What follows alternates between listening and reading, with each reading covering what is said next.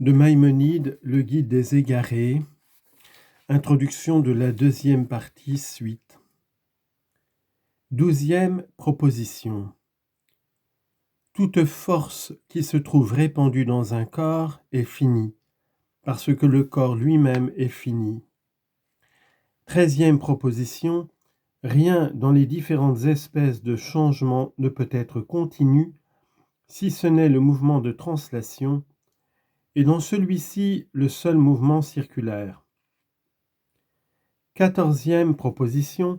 Le mouvement de translation est antérieur à tous les mouvements et en est le premier selon la nature, car même la naissance et la corruption sont précédées d'une transformation, et la transformation à son tour est précédée d'un rapprochement entre ce qui transforme et ce qui doit être transformé.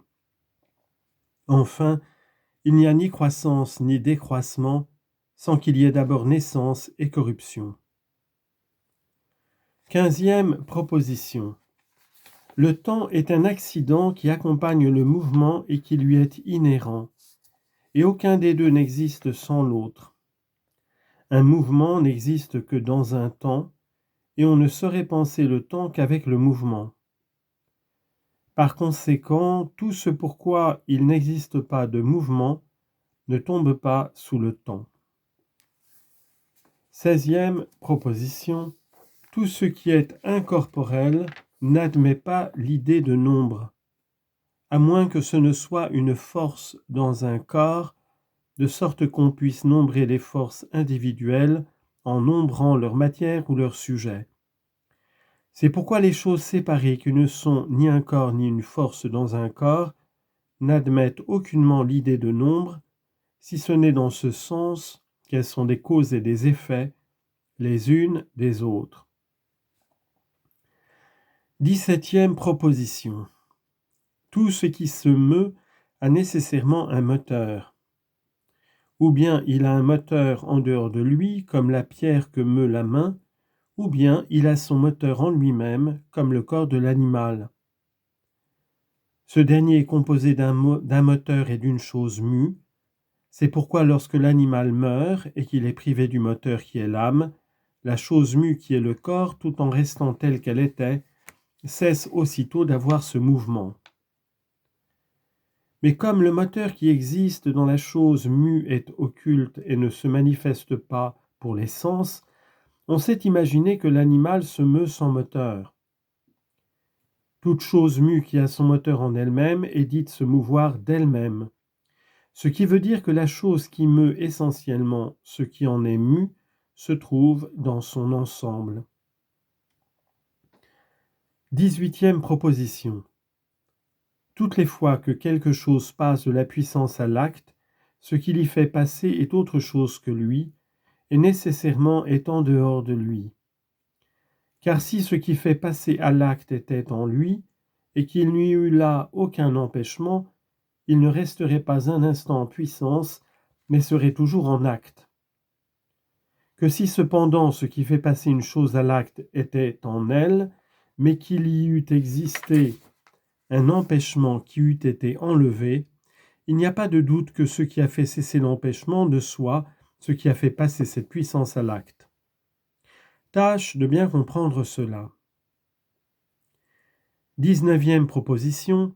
Toute chose en l'existence a une cause est par rapport à sa propre essence d'une existence possible. Car si ces causes sont présentes, elle existera. Mais si elles n'ont jamais été présentes ou si elles ont disparu, ou enfin si le rapport qui rendait nécessaire l'existence de la chose est changé, elle n'existera pas. 20e proposition. Tout ce qui est d'une existence nécessaire par rapport à sa propre essence ne tient son existence en aucune façon d'une cause quelconque. 21e proposition. Tout ce qui est un composé de deux idées différentes a nécessairement dans cette composition même la cause immédiate de son existence telle qu'elle est, et par conséquent n'est pas d'une existence nécessaire en lui-même, car il existe par l'existence de ces deux parties et de leur composition. 22e proposition. Tout corps est nécessairement composé de deux idées différentes et est nécessairement affecté d'accidents. Les deux idées qui en constituent l'être sont sa matière et sa forme. Les accidents qui l'affectent sont la quantité, la figure et la situation. 23e proposition. Tout ce qui est en puissance de manière à avoir son essence, de manière à avoir dans son essence même une certaine possibilité, peut à un certain moment ne pas exister en acte. 24e proposition.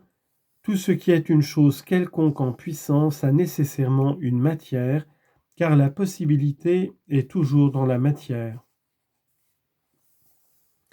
25e proposition. Les principes de la substance composée et individuelle sont la matière et la forme, et il faut nécessairement un agent, c'est-à-dire un moteur, qui émue le substratum afin de le disposer à recevoir la forme, et c'est ici le moteur prochain qui dispose une matière individuelle quelconque. C'est là nécessairement le point de départ pour la recherche sur le mouvement, le moteur et ce qui émue. Toutes les explications nécessaires ont été données sur ce sujet, et Aristote dit expressément « la matière ne se meut pas elle-même ». C'est ici la proposition importante qui conduit à la recherche sur l'existence du premier moteur. De ces 25 propositions que j'ai mises en tête, les unes sont claires au plus léger examen, et ce sont des propositions démonstratives et des notions premières, ou à peu près intelligibles par le simple exposé que nous avons fait. Les autres ont besoin de démonstrations et de prémices nombreuses, mais ont été déjà toutes démontrées d'une manière qui ne laisse pas de doute, et cela en partie dans le livre de l'Acroasis et dans ses commentaires, et en partie dans le livre de la métaphysique et dans son commentaire. Je t'ai déjà fait savoir que j'ai pour but dans ce traité non pas d'y transcrire les livres des philosophes, ni d'y exposer les propositions les plus éloignées, mais d'y rapporter les propositions qui sont à notre portée et nécessaires pour notre sujet. Aux propositions qui précèdent, j'en ajouterai une qui implique l'éternité du monde et qu'Aristote prétend être vraie, et tout ce qu'il y a de plus admissible. Nous la lui concédons à titre d'hypothèse, jusqu'à ce que nous ayons pu exposer nos idées à cet égard.